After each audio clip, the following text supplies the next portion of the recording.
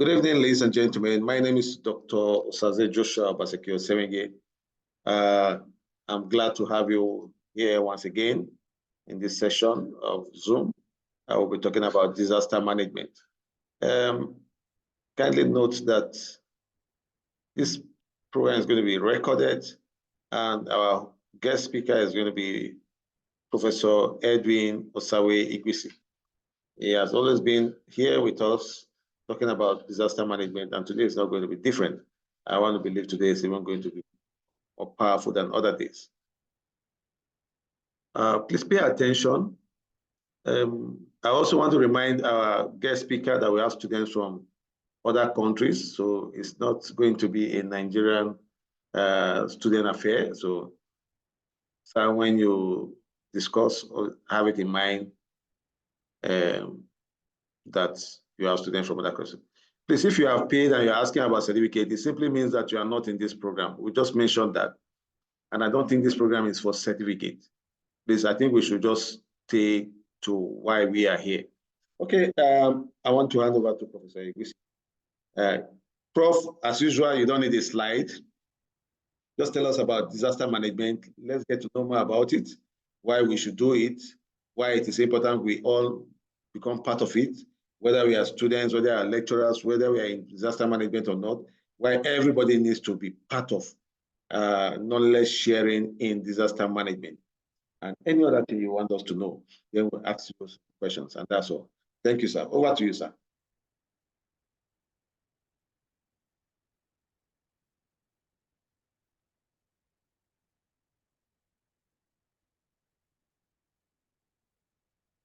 You can unmute yourself, sir.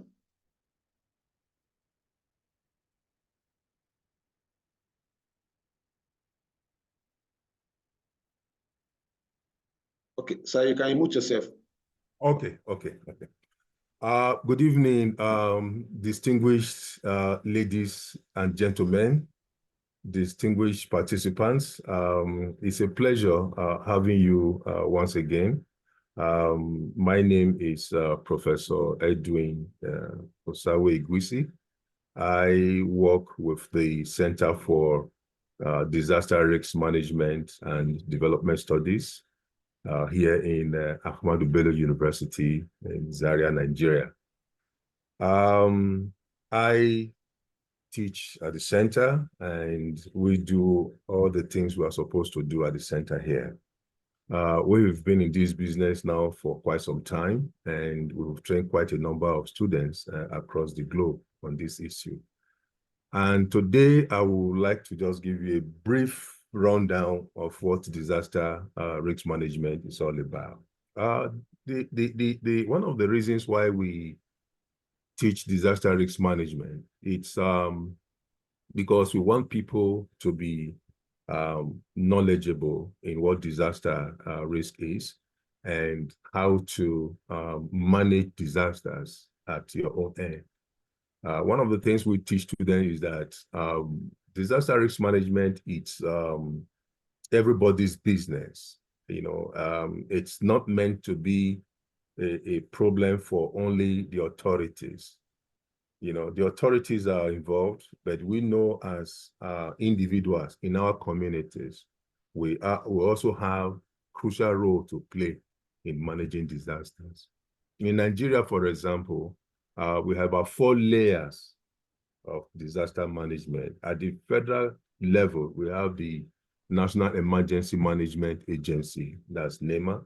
At the state level, we have the State Emergency Management Agencies, SEMAs, and all these 36 states with the Federal Capital Territory. At the local government level, we have what we call the LEMCs, Local Emergency Management Committees. Then, of course, we have at the community level. At the community level, that is where you and I are supposed to operate. Now, why are we concerned about disaster management? We are concerned because hazards always impact on our communities, our regions, our state, our nation. And what is a hazard? Hazard is any phenomenon that has what we call, let me use the appropriate word, a harmful impact, harmful effect. something that is harmful to you and I in our community. That's a hazard. And this hazard could be a natural one, to be caused by nature. In some countries where you have earthquakes, you have volcano, you have a hurricane, those are natural phenomena that can impact negatively on our communities. Sometimes the hazards are also caused by the way we use our environment, man-made hazards. For example, if you build a dam and the dam, you don't maintain it regularly and the dam collapses, all the communities downstream of that dam are endangered. If, for example, you now set up a factory close to a populated environment, close to a settlement, and you have an accident, industrial accident in that industry, in that factory, of course, it's going to affect the community around it. And we have examples all over the world. So we are, one of the reasons we do this is that we want to be a little bit proactive so that when we have such scenarios, whether natural or man-made, we should be able to either prevent the hazard impacting on the community, or we're able to pick up the pieces when the disaster has happened. Now, when the hazard I just mentioned now impacts on the community, and the community don't have the wherewithal, when the community does not have all it takes to cope with that impact, and it overwhelms that community, it becomes a disaster. So a disaster occurs when a hazard impacts on a community and the community does not have all it takes to help itself, for which it has to call for external support. That we call it a disaster. A disaster has happened. You see, a disaster is not when you have flood in your street. Maybe the rain falls and the street, the gutters are full. No, that's not a disaster, because your local community, local government, or whoever it is can handle that. But when it becomes widespread and everybody is overwhelmed, that becomes a disaster, for which you have to call for external support, people to help solve the problem. So when you now have a disaster in your hand, you will need to do a lot of things to make the community alive again.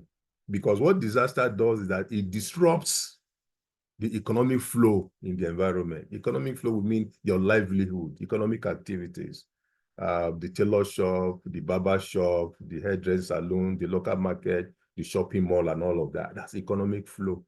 Or the disaster could destroy buildings, roads, schools, hospitals. You see, nobody wants that to happen.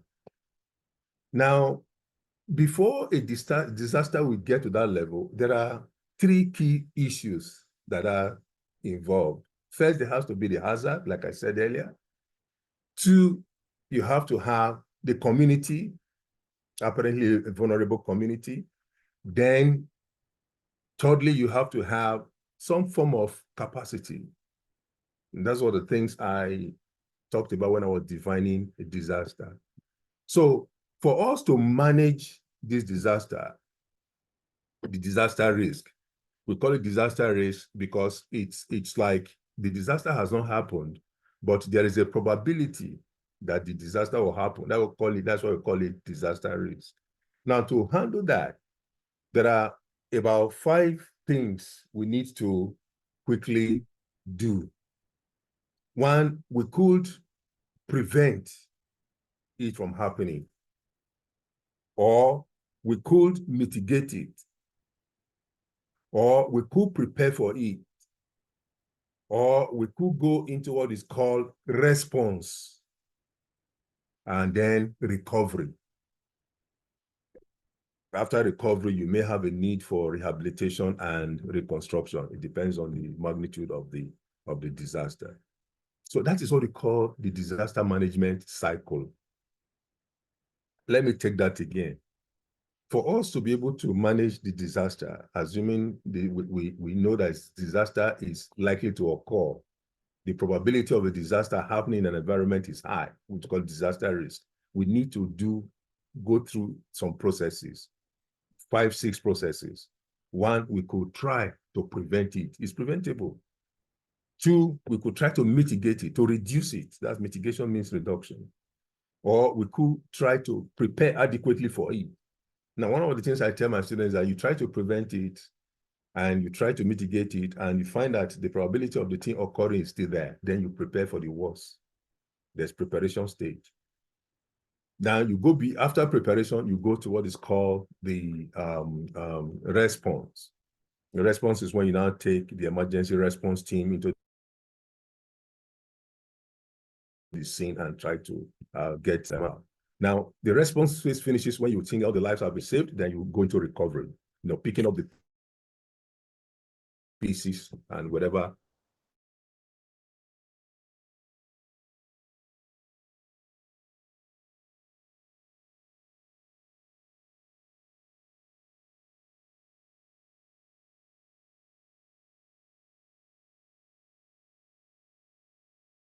And like that. Now, if you look at this cycle, the first 3 essentially are what we call disaster risk reduction phase. That's what we call pre-disaster phase. In other words, there are certain things we could do before the disaster impacts on the community. And if we do them well, we may be able to avert the disaster. That is what's called disaster risk reduction, DRR.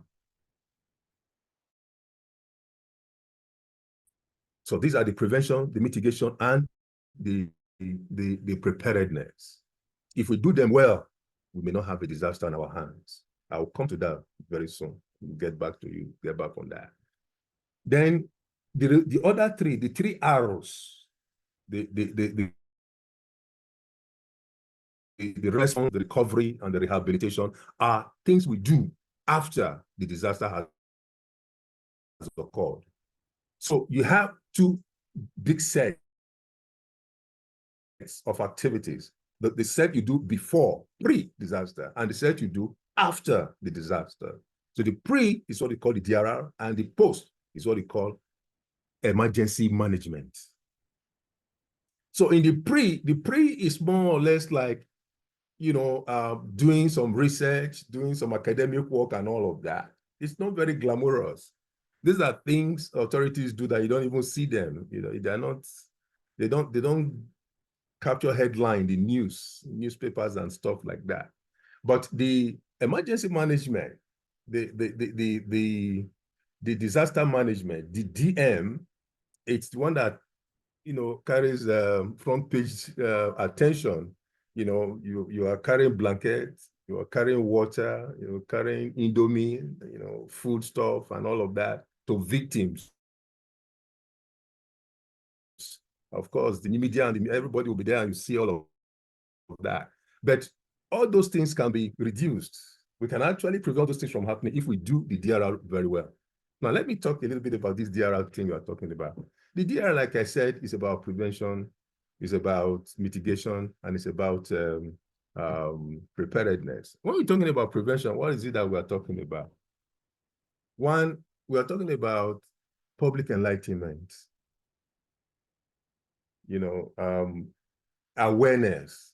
There are some of those things that when the people know, they can actually avert a disaster. As simple as public awareness is there. Number 2, we can also do what is called early warning system. If you do a good early warning system, you can actually avert a disaster in a community. There are a lot of cases, examples in the literature, where people embarked on robust early warning system and people were pre-warned before the impact of the hazard on the community, and so a disaster was averted. There are many cases like that. I mean, a simple case in Nigeria now, for example, we are trying to gauge our rivers because one of the common disaster we have in Nigeria is the flood disaster. It's almost an annual event, and it's widespread across the country. Now, it's mainly river flooding. It's not coastal flooding. It's not any that of this river flooding. So if we're able to gauge our rivers very well, and I'm glad that the Nigerian Hydrological Services is doing that now, gauge the rivers very well, and we warn people ahead of this problem, people can actually move from danger zone and relocate to safe places. And so we are able to, if we can save properties, at least we can save lives. That's early warning system. We can also do, under that prevention, we can also go into issue of doing a hazard assessment, hazard profiling, hazard risk assessment in the community. In other words, what's the nature of the hazard? Like the common example, like I said, the flood, which is a common hazard in this country, Nigeria. We can actually do a flood risk assessment. I mean, what's the magnitude of the flood? You know, what's the frequency of the flood? How often does it occur? And when it occurs, what is the spatial distribution of the occurrence? What the temporal distribution of the occurrence? And what are the factors, the causes that predisposes the community to having this kind of problem? And of course, beyond that, you do what is called vulnerability assessment. How vulnerable are the communities around? And of course, you do a capacity assessment. That's the kind of flood risk assessment. Now, if we're able to do that, do vulnerability assessment, do capacity assessment, you come out with a result that will show clearly that, look, this community is vulnerable, this community is less vulnerable, and so on and so forth. And you're able to manage the situation such that the rainy season will come and go with no life lost. We can do all of that, and so on and so forth. Now, when you talk of mitigation, we're talking about things you can do to also reduce the magnitude of the hazard when it impacts on the community, and by so doing, if the disaster occurs, you can also reduce that. So mitigation simply means you can have two types of mitigation. You have what is called the structural mitigation and non-structural. The structural one is the one like you are building big gutters in the case of flood. I want to use flood as a typical example. I know this is for most of us, for most of you, is the first stage in disaster management. Let me not complicate it. I'll just use flood. In case of flood mitigation, you want to build big canals and gutters, you know, so that when the rain comes, you have a normal proper channel to go and things like that. Or you go to non-structural mitigation, which is like your legislation, you know, laws, that kind of thing that the Ministry of Environment will say, do this, don't do that, don't throw your dirt into the gutter, don't build on a drainage line and things like that. And in the case of the fire also, they say use good electrical materials to build your houses and all of that. That's mitigation. Then when you get to issues like, when you come to the third major one under this DRR, which is preparedness. Preparedness means now putting things in place such that if the disaster occurs, in spite of all you've done to prevent and to mitigate it still occurs, you have some materials on ground to help the victim. And what are the kind of preparedness we're talking about? We're talking about both food and non-food items. Food items, water, and all of that. You must have a good store, a warehouse, you know, where you keep all of those things. And one of the things we tell people is that you don't wait until the disaster happens before you start procuring, before you start buying these materials. It'll be too late because you are going to an emergency situation. Hours count when the emergency occurs, when a disaster occurs in a community. Hours count.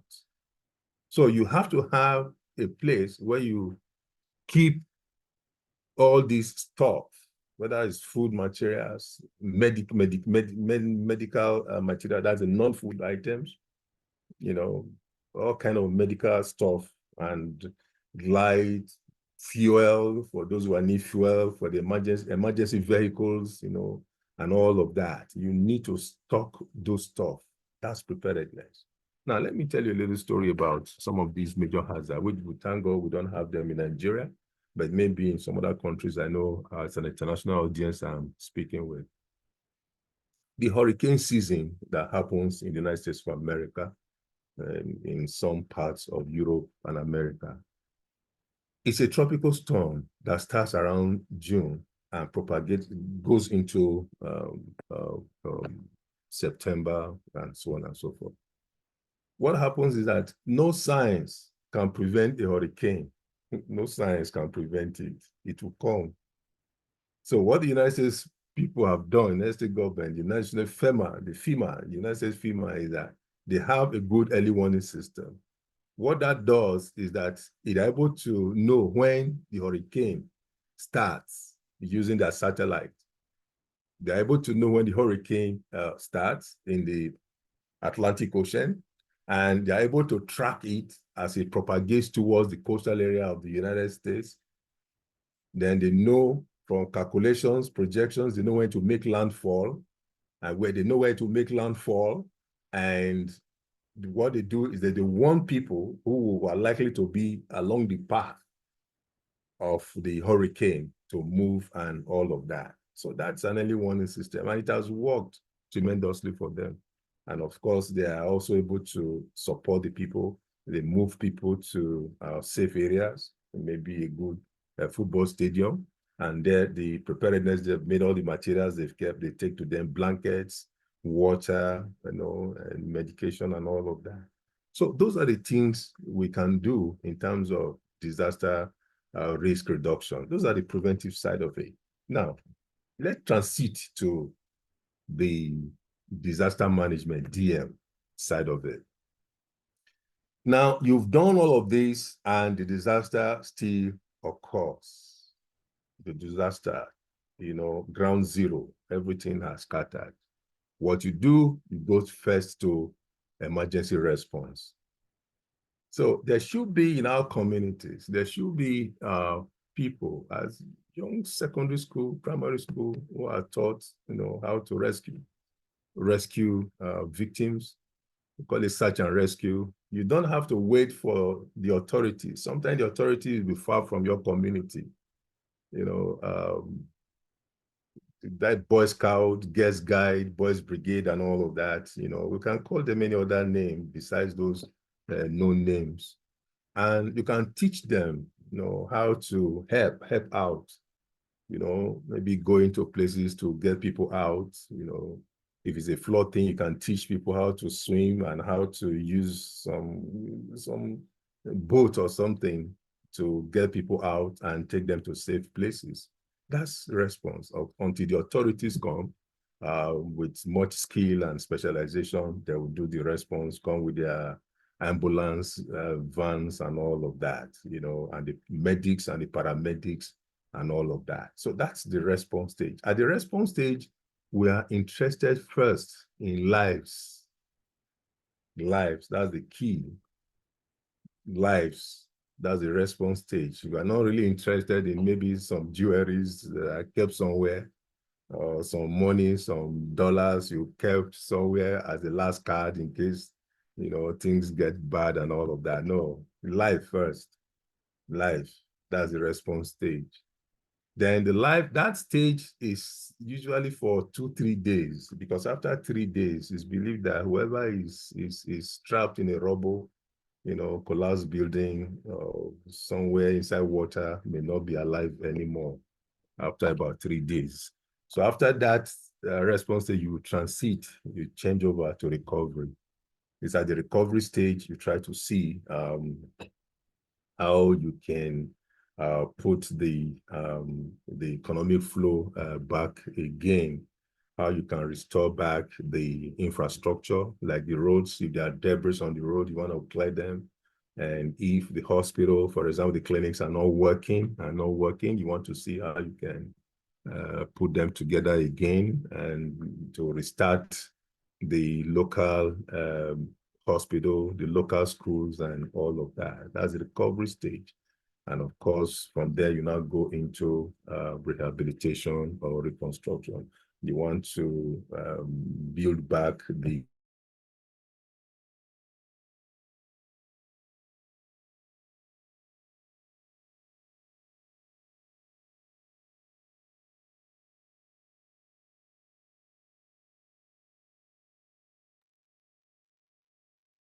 Prof, we've lost you. We can't hear you.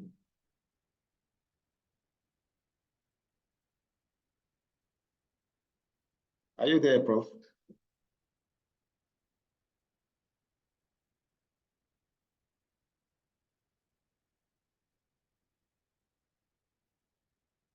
Okay, we've lost him. We just have to hold on for a bit for him to reconnect back. It is the network from his end.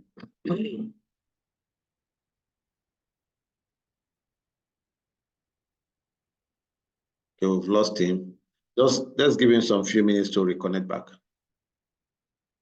The hands that are up, is it that you have questions to ask or what? Okay, Prof is back.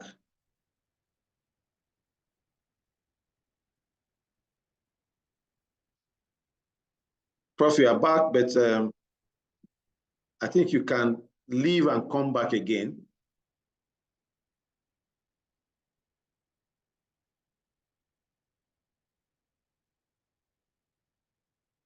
Can you hear me, sir?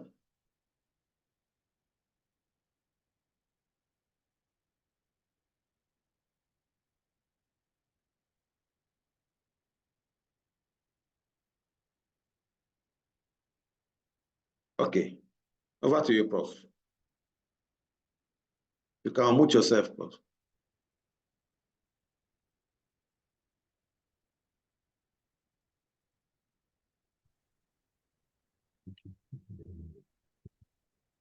Ladies and gentlemen, I'm very sorry. There was a glitch. I'm sorry. Like I was saying, when you now get to the level of disaster management, the DM that I was saying, you have these three. You have the response phase. You have the recovery phase, like I was saying. Then you have the last stage, which is the rehabilitation, reconstruction, and all of that. I was talking about the story of the Bauchi Gombe Road that was washed off and all of that. So that's what we did, what we call the reconstruction. That has to be fixed. Otherwise, economic flow in that part of the country is going to be cut off, and it's going to be a big problem on our hands. So, and part of the things, some of the things we do on this phase of DM, disaster management, is that sometimes I want to do what is called a post-disaster needs assessment, or damage and loss assessment, DALA, we call it DALA, damage and loss assessment, or we do what we call a PDNA, post-disaster needs assessment. Now, the purpose of that is to get data, information that describes how much damage and losses that has occurred in that community, in that region, or in that country. In 2012, when we had this widespread flood disaster in Nigeria, we did it. I was part of that exercise. We did a post-disaster needs assessment. And if you Google on the NEMA website, you will still see that document is there, and you go to the acknowledgement page, you will see my name and all of that. So now that information we got informed how much damage and loss we incurred after that 2012 flood disaster in Nigeria. And it also informed the decision makers where to prioritize in terms of geographical space, which region, which state, and which sector of the economy to put your limited resources. We did a lot of prioritization and all of that. So that's the purpose of doing a post-disaster needs assessment. That's a thematic area in disaster risk management. There will be time to talk about that today. That's a special thing if you are going to talk about post-disaster needs assessment, PDNA, or doing a DALA. Now, after that, another thing we do in that way, we also do what they call a recovery planning. You have to also do a recovery plan. How much will it take for how much will it cost the government, the authorities, to get things back to where they were before the disaster occurred? That's recovery plan. We did a recovery plan also, and that also helped in bringing back the whole thing to the stage where we were before the 2012 flood. You know, these are quite a number of things we could do. And let me also say here quickly before I let you, give you some time to ask some questions. Recall I was talking about DRR, disaster risk reduction. These are the things you do before the disaster happens in the community. Then I also spoke about the disaster management, the DM, which is the series of activities you do after the disaster has occurred. Now, if you put the two together, the DRR plus the DM, that gives you disaster risk management, DRM. So disaster risk management is actually a combination of disaster risk reduction and disaster management. So, ladies and gentlemen, let me pause here and take your questions. Thank you very much. Thank you so much, Professor Edwin Igwisi. It has always been a wonderful moment having you on Zoom with us. And like I always keep saying, when you start talking about disaster risk management, it always seems as if you should just keep going on. But unfortunately, time is not always on our side. We're going to take some questions now, and Prof will be here to deal with those questions and respond to them. Okay, I'll be starting with Mrs. Esiri. Please, let's make our questions very brief, very, very brief, straight to the point. And I also believe that Prof will respond to you.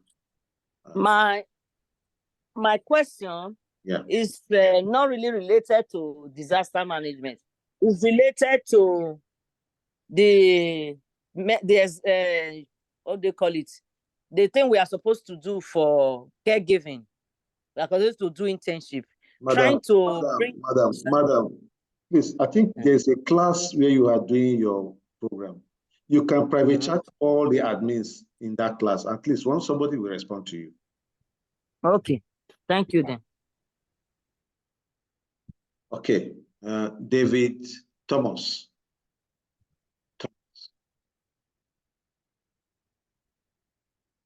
Are you there? David Thomas, please unmute yourself. Good evening, sir. Evening. Good evening. Yeah. Please, I want to know that related to data management, I want to know the type of methodology or data analysis that is that usually align with those kind of maybe research. If you want to make a product, maybe a prediction, or you want to make some kind of maybe a reduction or management related to maybe let's say flooding. Okay. Okay. There are quite a number of things you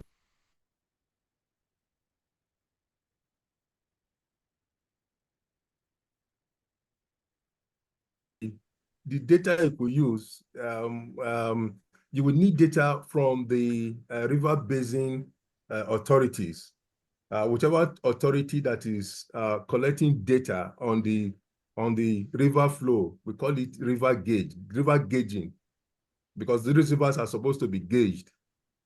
You know, it simply means the level of the water above the river bed. You know, that's the gauge of the river. Now, if you're able to get that, then you can use an appropriate statistical technique to do your analysis. Because like I said, you are doing something like frequency, you know, analysis and all of that, return period, you know, and there are some robust statistical tools you could use. Besides that, you can also go into the Geographic Information System, GIS, that actually enables you to look at the data on a spatial basis, you know, so that you now can see different regions within your community, within the state or within the country, to know which area has more impact and which area has less impact. Because the entire area cannot have the same impact at the same time due to environmental conditions, you know, like the soil, the slope, you know, and all of that. So GIS is very good in looking at some of these data so that you can actually appreciate this thing both in space and time. Thank you.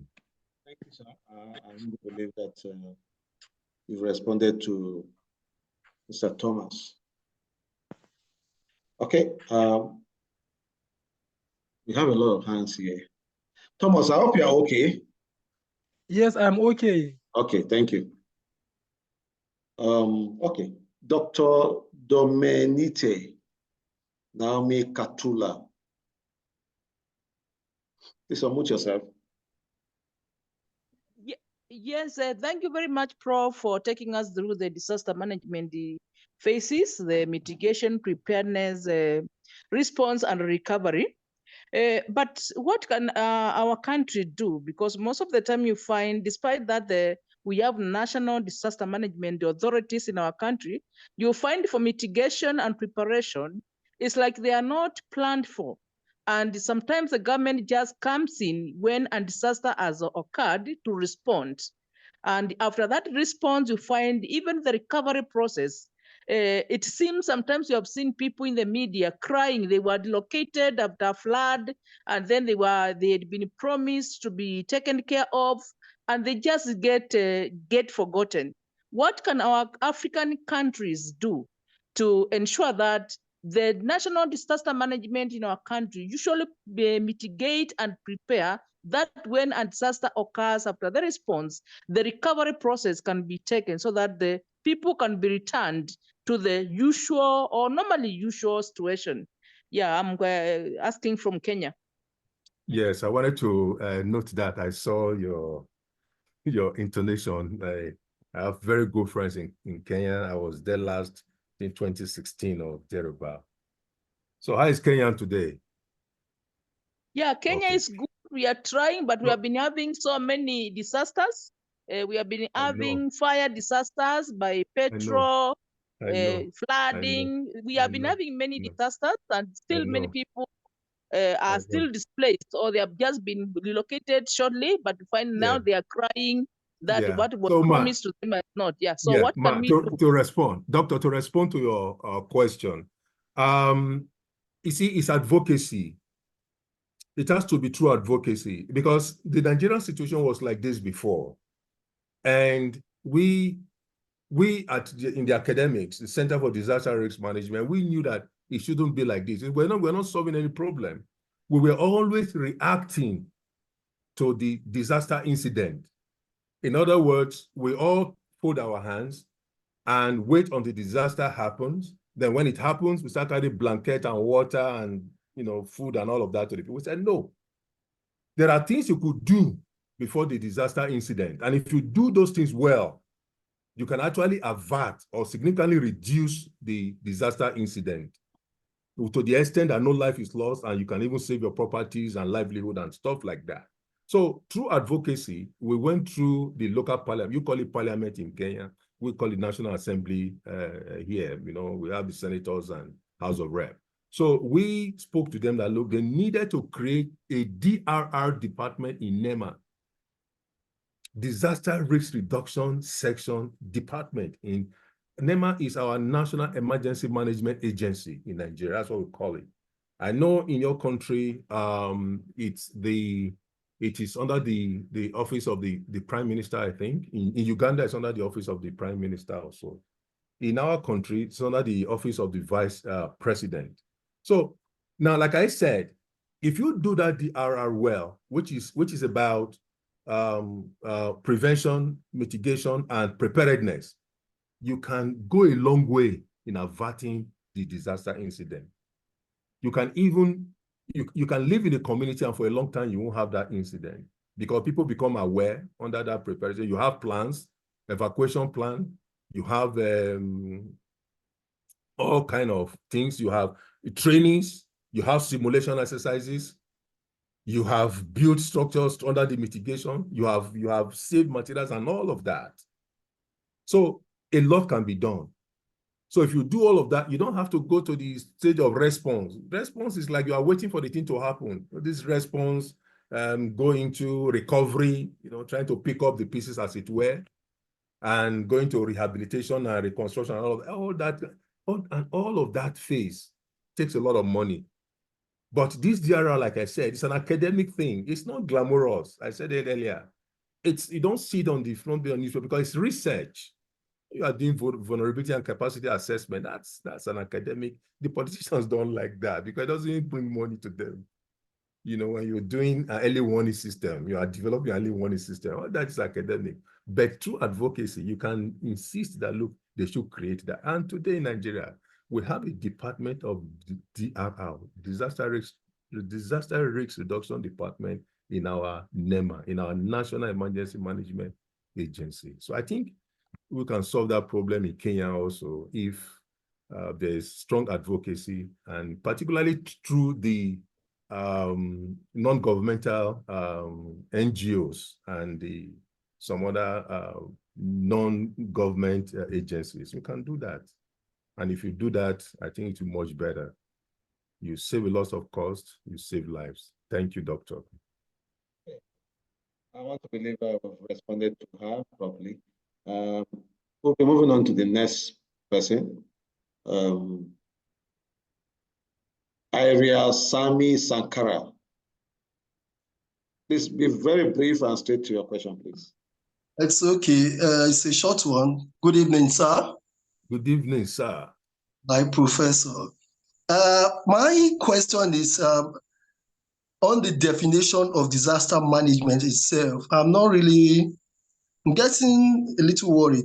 Let me not use the word confused.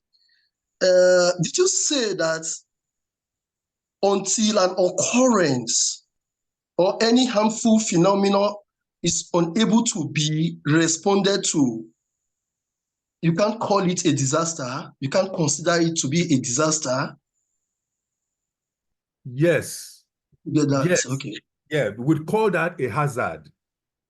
A hazard is a harmful phenomenon that could impact on the community. I mean, like you can have flood, you can have, like I was talking about, a factory, not properly situated, and maybe situated within the community and all of that. That one is a hazard. Or you can have maybe an earthquake. That's a hazard. Or a tsunami, that's a hazard. Now, until that impacts on the community, and the community is not able to cope with it, and the community becomes overwhelmed to the extent that some external support have to come, you don't call it a disaster. So when all those conditions now come up, you call it a disaster. So a disaster is when a hazard impacts on a community for which the community does not have all the capacity to cope. To come out of that's it. That's the to come out of it. That becomes it. Thank you for this enlightenment. Thank you very much, sir. Thank you.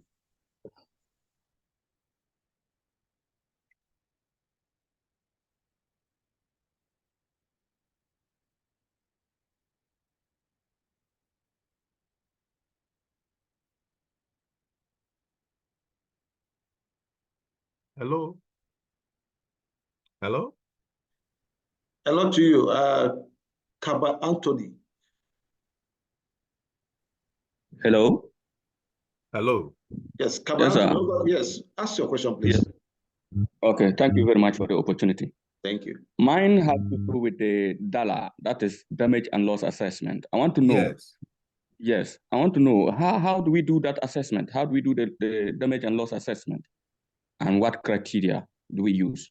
Yes, the DALA assessment is, like I said, when we were talking about the PDNA, the post-disaster needs assessment, it's a thematic area. It's a whole area in disaster management. you know, we may not be able, that would take another 1 hour, but I don't want to go into it. It's in the same group as you are talking about early warning system, ICS, incident command system, and all of that. I don't want to go into all that. But what that is, simply put, is that it's a way we can assess our damage and losses. Damage is the physical destruction of buildings and roads, while losses are disruption in economic flows. So when we are looking at damage and losses, we are looking at estimating which buildings are damaged and what is the cost of repairing that building. We are talking about which economic activity were impacted, were disrupted, and how much will it cost to reinstate that economic flow. One example I give to my students is that, for example, a fisherman during a flood, the boat was swept away, the fishing gear, the net and all of that were swept away, and the guy has been out of business for some time. Now, for us to account for that economic flow, what we'll do, the kind of data we require is that, look, this man, what is the cost of without his boat? What is the cost of the fishing net? How much was the guy making on a daily basis? And for how long has he been out of business as a result of this disaster? So we put all of that together and we provide the money for this guy to start all over again, and the economic flow start all over again. So that's just one out of several. So we do that for all the various sectors. For the farmers, the agricultural people will do that. For the transport people will do that. For the health worker will do that. For the education sector, for example, somebody has a private school, and as a result of this disaster, the school closed down. The proprietor, the proprietress is not able to collect school fees because the parents will not pay because the school is not in session. So how much will it cost for that school to come back into a smooth operation? That is what we do in Dala. It's a little bit detailed. I may not be able to say more because of time. Maybe if we meet our coordinator, Dr. Saze, and for those who are interested in some of these thematic areas, we may be able to tell you more. Thank you, Kaba. Thank you, Professor. I know it's not easy. We have time constraints. So we are putting up something that we give everybody the opportunity to do something more advanced in disaster risk management. And very soon that will come to play. Okay. Patrick Chirara, please be very brief with your question. Okay. I just want to ask you, how can disaster management leverage technology such as GIS, mapping, drones, or social media to enhance preparedness, response, and recovery efforts? Yes, that's a very good question. And that is where we are going into gradually. If you're talking about drone, getting information, that's land use mapping. GIS is also very, very important because for example, if you have a major flood incident and you want to have a quick information about the spread. Now, because of the magnitude of the flood, you may not be able to drive into some remote areas, you may not be able to go in there because the whole place is still underwater, under flood water. So what you could do is either to use satellite imagery. There are some of these satellite imageries that are in real time. Then you are able to map the extent, and you can even use. There are tools in the GIS, particularly you are using the ArcGIS and all of that. There are some specific tools that will even allow you to look at the depths of the flood water and whatever some critical facilities that are underwater and all of that. So you can use that thing through the GIS. get your remotely sensed data, get using the GIS, and you can map all these things out. So if you don't have access to satellite imagery, you can actually use drone technology, like you said. Then you fly the drone over it, takes a picture of the whole area, and you can then start to see the extent and plan your activity. It helps in the planning. It helps you in having a bird's eye view of the incident. It helps you have a knowledge of the extent of the whole problem to start with before coming back to plan how to go in, what materials to move in, which equipment that will solve that problem because of the nature of the problem, and what kind of men and materials you can take in. Thank you very much. Thank you, Prof. Thank you for that excellent response. Okay, I hope Patrick is okay with that. Yeah, I'm okay. I'm already answered. Thank you very much. Thank you, Patrick. Thank you. Okay, we'll just respond to take 2 questions from 2 more persons, and we'll call it a day. Samuel Dibieye Jacri.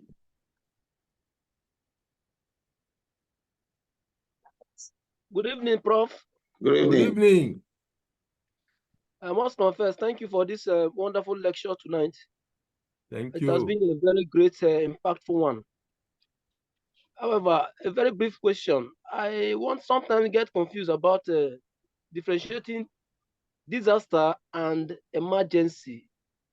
Disaster and emergency. I would like you to make a comparison with these two for me to understand it better.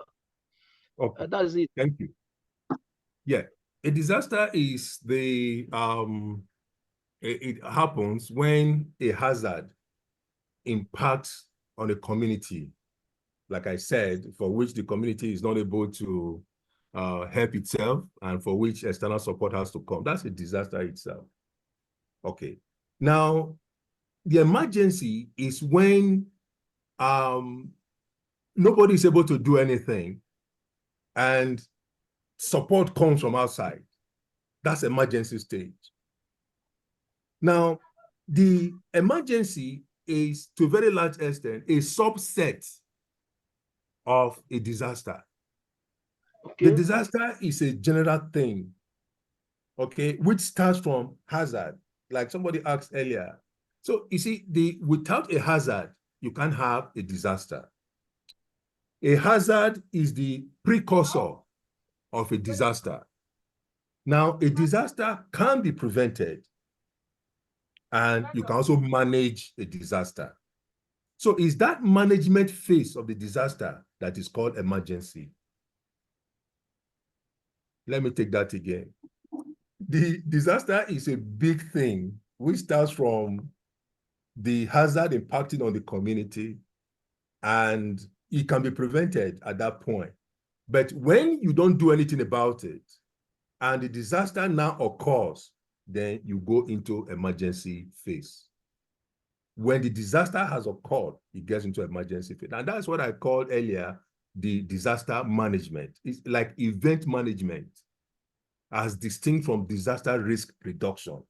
The disaster risk reduction is actually looking at how we can prevent, mitigate the disaster incident. So your emergency is when you allow the thing to happen and everybody goes into response, recovery, and all of that. That's emergency. You set ambulance vehicles, you see emergency responders, you set up what you call the incident command system, and you have all kind of responders coming in and all of that. That's emergency. But we can actually avert that phase if we do certain things before the disaster occurs. Thank you. Okay, thank you. Thank you so much, Prof. That was an excellent one. Let me call the last person that is going to pick question from the last person so that we can move ahead for the day. Once again, apologies if we are not able to call you to ask your question because that might not be possible, seeing the number of hands that are raised. But we're making this a long-term program from now henceforth so that you have access to Prof all the time. And probably we have a group and set up for that. We have a disaster volunteers international group. We're going to be introducing that to everybody so that you can become a member and kickstart it. For some time, activities have been dull, but any moment from now, activities will kickstart for that organization. And you can be a member where specialized courses can be taken. Thank you. Okay, Psycho Kera. Make your question very brief, please. Psycho Kera. Yes, I'm getting you. Sir. Okay. Yes. Yes. Yeah, good evening. Good evening.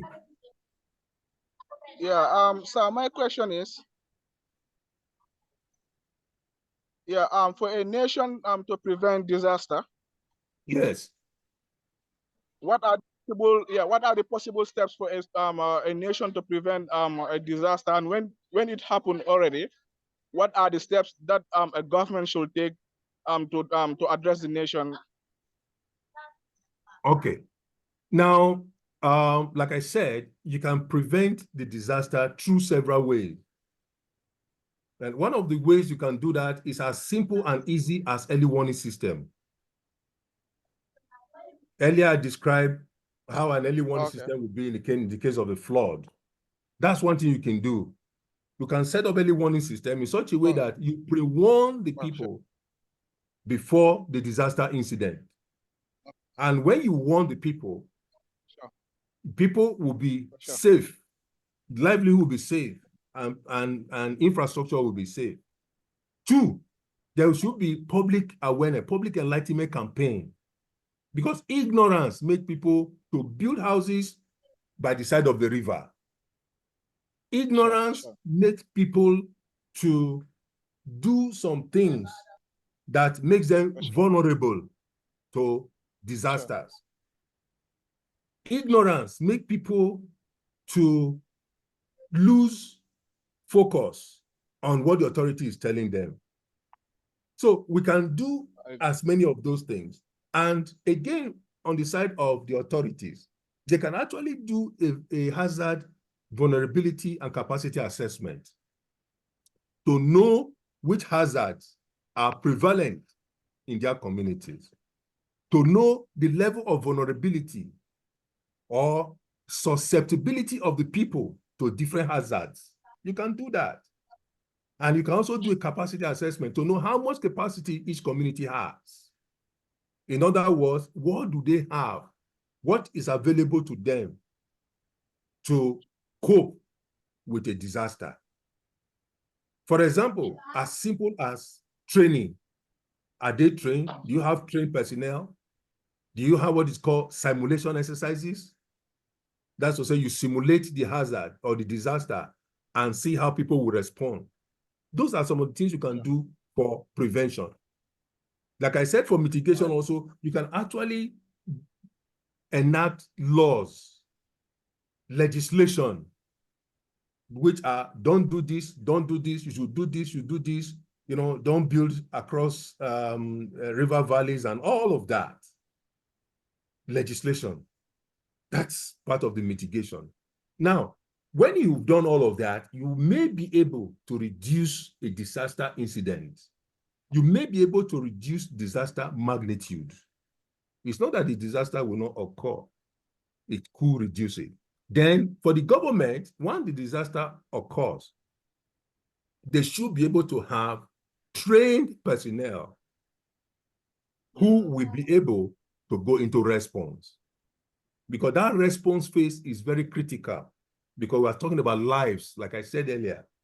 The emphasis at that point is life. To rescue, search and rescue. There should be people who are trained on search and rescue, people who respond, emergency responders, to bring out lives. Then after that, after the response phase, which is usually 2 or 3 days, after 3 days, you are not sure if the life will be there, they now go into recovery. For that recovery, you want to be sure that if it's an earthquake, you want to be sure that the debris are removed to ensure that economic flow are restarted. I mean, roads are free, people can move around, hospitals are open, schools are opened, the shops are open, and all of that. So that one can be done. And the government also should be able to do damage and loss assessment, DALA, or post-disaster needs assessment, PDNA, so that we know how much it will be needed to build back the community to pre-disaster states. And you can do a recovery framework. Those are for the government. Individuals, communities cannot do a recovery framework. They cannot do PDNA and all of that. But they can do DALA. But of course, it's a little bit expensive. Because like I said, that's like academic exercise and all of that. So, Mr. Seko, have I answered your question? For sure, for sure. Thank you, Prof. Thank you. You've done justice to all the questions. You've Thank done you so much. Okay, thank you, Seko, Sarah, Karen. Prof, you've done justice to all the questions asked so far. I want to give a brief advice of persons interested in working as disaster risk managers or pursuing a career in disaster management and all that. Starting with this training they are having now, just a word of advice for everybody. Okay. One of the things I usually tell my students is that there's quite a big opportunity out there for disaster managers. I know this is the preliminary training. We could go a little bit higher, looking at some of these thematic areas like the DALA, the PDNA, the ICS, Incident Command System, and all of these issues. One of the things you could do is that there are a lot of these NGOs, both local NGOs and international NGOs, that are looking for people like you now, people who are knowledgeable in these things, because the NGOs have ways of sourcing funds to do some of these things that we are talking about. Sometimes the government don't really do some of these things, but you see NGOs dominating the space in solving these problems, both pre-disaster and post-disaster phases. So there's a lot of job prospects among the NGOs. Secondly, the development partners, the UN agencies, there are quite a number of them that are looking for trained people like you. For example, the UN OCHA, the United Nations Office for the Coordination of Humanitarian aids and things like that. You have the UNESCO, sometimes there are also UNICEF, and quite a number of these UN agencies. They are looking for people who are trained in disaster management. Even at the African level, the AU level, there is an office now for disaster management. So there are a lot of prospects for us. Now, number 3, we can actually also serve in our communities as volunteers.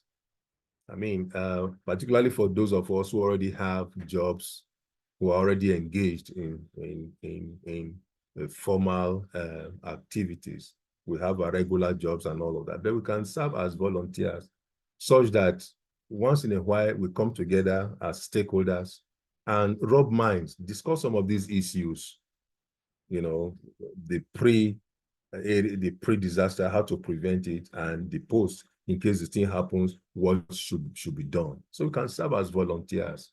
And as volunteers, the community, even the national government or the sub-national government, appreciate some of these things. Because sometimes from my own observation, from my own experience, sometimes the national government or the sub-national government, in Nigeria we call them states, they may not really have the resources to do all of these things that we are talking about.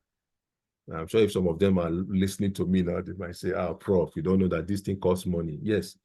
So at the community level, we can also put ourselves together as volunteers so that when the incident happens, we can also be there. We can be part of the first responders since we know what to do.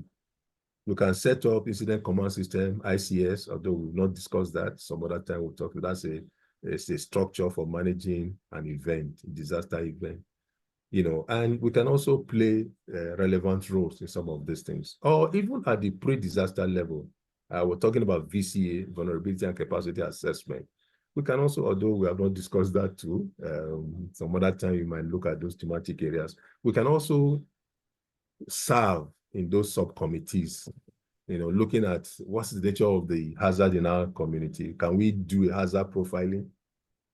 Can we profile the vulnerability? Can we profile the capacity so that we know where the gaps are? We know our strengths and weaknesses so that we can then try to fill those gaps, fill those weaknesses, so that we can bring our communities up to that level such that when the hazard impacts on the community, we will not be too much hurt. So there are quite a number of things like that. Thank you. So that's my advice to all of us. We can serve in different categories. Thank you very much. Thank you so much. So much appreciate your time, your effort. Ladies and gentlemen, we've heard it all from the horse's mouth, and there's no other person, no one else can say it better than this. The professor in the field, you so much love right now, you're listening to him. For those of you that have gone through this course, from tomorrow you start getting your certificate, you're going to register. The process is very simple. Sign up on the website. We give everybody today to sign up and create an account on our website. If you've done that already, fine. Then after that, you'll be given a link to be able to create a course on your dashboard, which you already have after signing up. So the course is going to appear on the dashboard. Just go through the materials, study, do your tests, and when you pass, you pay to get a certificate. You're going to get 3 certificates: emotional intelligence and disaster management, and the other one, what's the other course? We have 3. You are going to get 3 certificates. The transcript coming with them. So please, this is a big one, and we intend to keep it so for some time, just to ensure that Nigerians, Africans generally, they get the best at the most affordable rate. Yes. Thank you once again, Prof. Thank you, ladies and gentlemen, for attending this meeting. We'll be sending the Zoom link to everybody to go through. For those of you that have missed or missing, or for those of you that want to go through this program second time, you'll be getting the Zoom link any moment from today or tomorrow morning. By tomorrow evening, you'll be getting ready to get a certificate. Good night, and God bless you.